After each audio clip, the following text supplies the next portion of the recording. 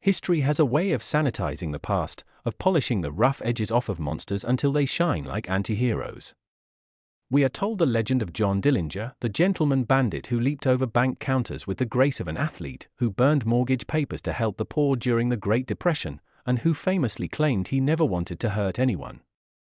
We see the fedoras, the fast cars, and the romance of the Public Enemy era.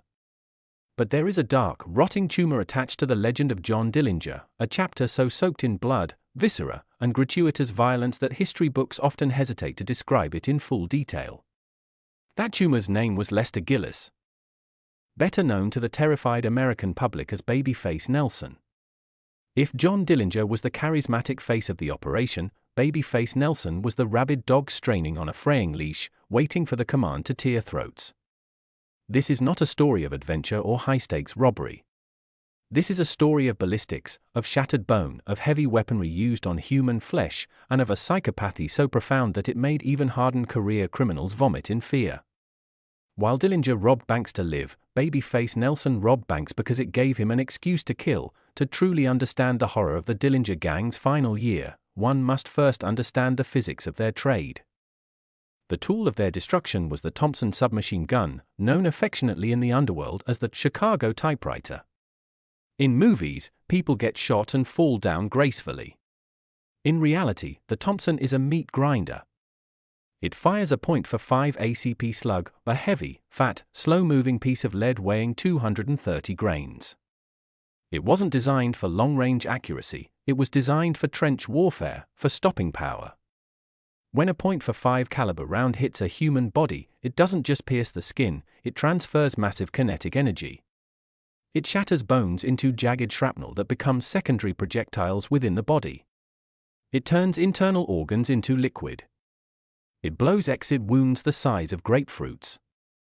Now, imagine a man who didn't fire this weapon in short, controlled bursts as trained soldiers do, but held the trigger down until the barrel glowed white-hot, screaming in ecstasy as the brass casings rained around his feet.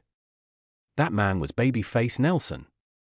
He stood barely 5 feet 4 inches tall, a small man with the soft features of a choir boy, which earned him the nickname he despised. He suffered from a violent, toxic Napoleon complex, compensating for his size with a rage that could ignite instantly and burn everything in its radius. He hated the police with a biological intensity. He didn't just want to escape them, he wanted to hunt them. The partnership between Dillinger and Nelson was born out of desperate necessity. A deal with the devil made in the chaotic vacuum of 1934.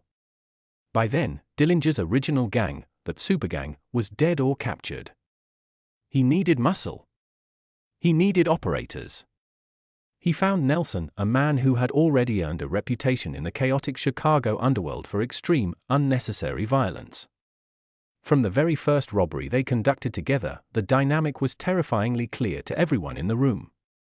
They would enter a bank, the air thick with the smell of floor wax, stale cigarette smoke, and sudden fear. Dillinger would command the lobby, his voice calm, authoritative, telling everyone to stay down and stay safe, acting the part of the professional. But Nelson would be pacing the perimeter like a caged predator. His finger twitching on the trigger, scanning the crowd not for threats, but for targets.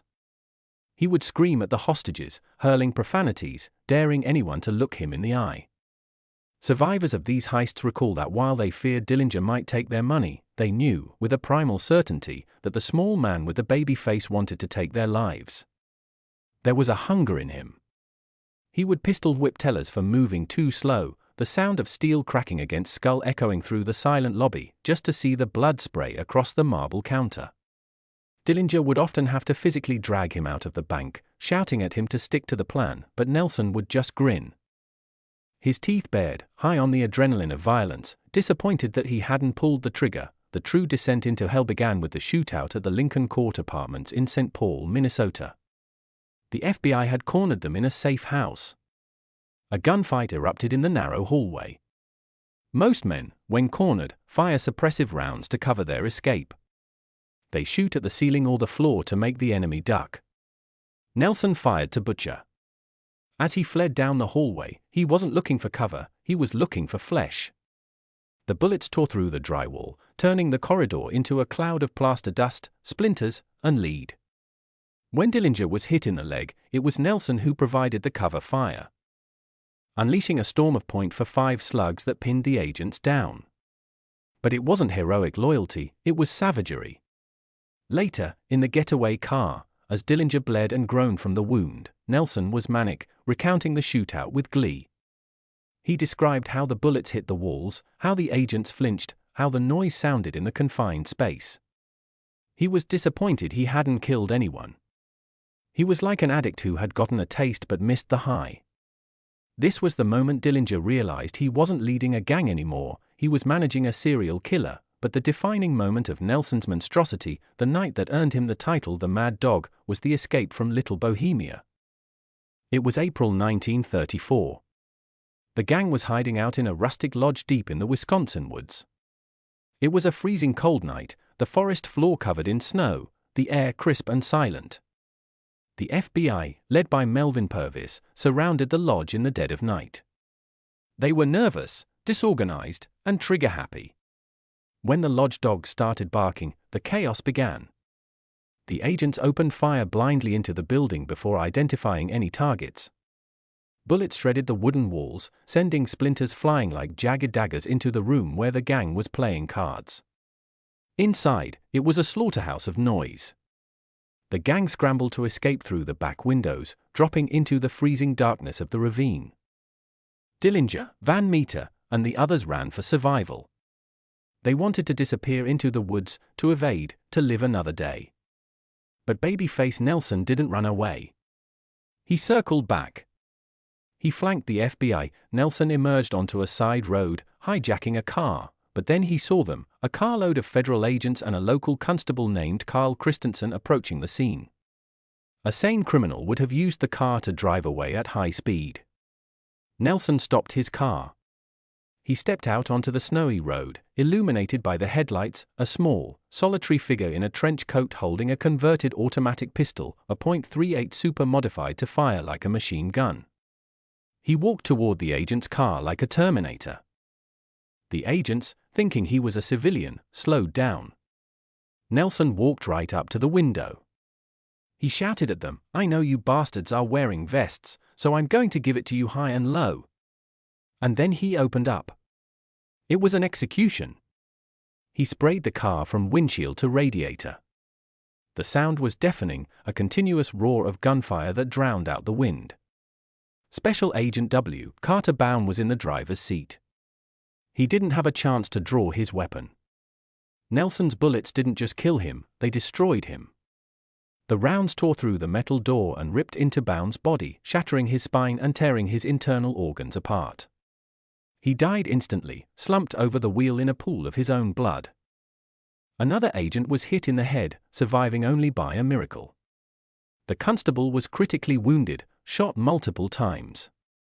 Nelson stood over the wreckage, changing magazines, ready to pour more lead into the dead and dying men. He only fled when his own gun jammed. He vanished into the woods, leaving behind a scene that looked less like a crime scene and more like a battlefield trench, the snow stained black with oil and red with arterial blood. When Dillinger heard about what happened, about the sheer, unnecessary brutality of Agent Baum's murder, he was sickened. He reportedly told a gang member, "Nelson is crazy. He's going to get us all the electric chair." But the damage was done. The public perception shifted overnight. They weren't Robin Hoods anymore. They were cop killers. They were butchers. And the heat from the FBI intensified 1,000-fold. J. Edgar Hoover declared that Nelson was a rat who needed to be exterminated. The order was given to every field office in the Midwest, shoot to kill. No warnings. No arrests. This was no longer law enforcement, it was a war of annihilation. The violence reached its crescendo after Dillinger was dead. When Dillinger was executed outside the Biograph Theater in July 1934, Nelson didn't go into hiding. He ascended to the throne. He was now public enemy number one. And without Dillinger's restraining hand, the Mad Dog was off the leash completely. He traveled with his wife, Helen, and his friend John Paul Chase, moving like a shark in blooded water, heavily armed, paranoid, and ready to die. He loaded the trunk of his car with thousands of rounds of ammunition, automatic rifles, smoke grenades, and steel plates. He wasn't planning a getaway, he was planning a final stand. He began to hunt the FBI agents who were hunting him. He memorized their license plates. He stalked the Chicago field office. It was a level of aggression the Bureau had never seen before. That war came to its conclusion on November 27, 1934, in the Battle of Barrington. It is arguably the most ferocious, close-quarters gunfight in FBI history. Agents Herman Hollis and Samuel Cowley spotted Nelson stolen Ford the Fifth 8 driving down a highway outside Chicago. They gave chase. It was a high-speed pursuit, engine screaming, tires smoking on the asphalt. But then, Nelson did the unthinkable. He didn't try to outrun them. He slammed on the brakes. He swung his car around, bringing it to a screeching halt in the entrance of a park. He wanted this fight. He invited the Reaper. Nelson kicked the passenger door open. His wife, Helen, scrambled into a muddy ditch to hide. But Nelson stood up. He stood in the open, exposed, holding a .351 Winchester self-loading rifle. This weapon was chosen for a specific reason. Its high-velocity rounds could punch through the engine blocks of police cars and the bulletproof vests of agents. The two FBI agents stopped their car about 150 feet away and took cover behind it. They opened fire with Thompson submachine guns and shark guns. The air filled with the supersonic crack of bullets. Nelson was hit immediately. A bullet tore through his stomach, another hit his legs. The pain must have been blinding, gut-wrenching. But he didn't fall.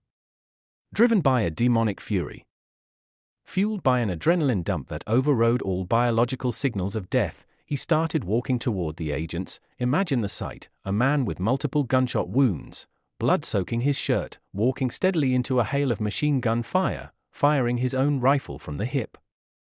He was like a creature from a nightmare, refusing to die. Agent Cowley fired again and again, hitting Nelson in the chest, the stomach, the legs. Nelson absorbed 17 bullets. 17. By all medical logic, he should have been on the ground, in shock, dying. Instead, he kept advancing, reloading his rifle with blood-slicked hands. He reached the agent's car. He stood over them. He fired point-blank into Agent Cowley and Agent Hollis. He didn't stop until they stopped moving. The brutality was absolute. He had turned their vehicle into a colander and their bodies into ruin. Agent Hollis was killed instantly by massive head trauma from the shotgun blast Nelson delivered at close range. Agent Cowley would die hours later. Only when the agents were dead did Nelson's body finally realize it was destroyed. He collapsed into his own car, unable to lift his legs. His wife dragged him into the passenger seat and sped away. He was bleeding from 17 different holes. The interior of the car was a slaughterhouse. He died later that night in a safe house, his body a ruin of torn flesh and shattered bone, moaning in agony as his lungs filled with blood. His cohort stripped his body naked and wrapped it in a blanket. They dumped him in a ditch near a cemetery in Skokie, Illinois. There was no glamour in his death. There was no movie star ending. Just a cold, naked corpse in the mud, riddled with holes, looking small and pathetic without his gun. John Dillinger's legacy is complex. People still debate whether he was a hero or a villain. But there is no debate about Babyface Nelson. He was the embodiment of the ugly, wet, screaming reality of violence.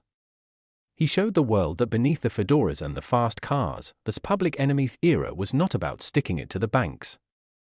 It was about men with broken minds holding machines of war, turning human beings into meat. Dillinger might have been the face of the era, but Babyface Nelson was its bloody, beating heart.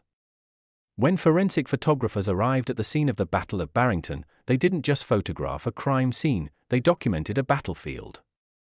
The amount of lead fired in those few minutes exceeded some skirmishes in the First World War.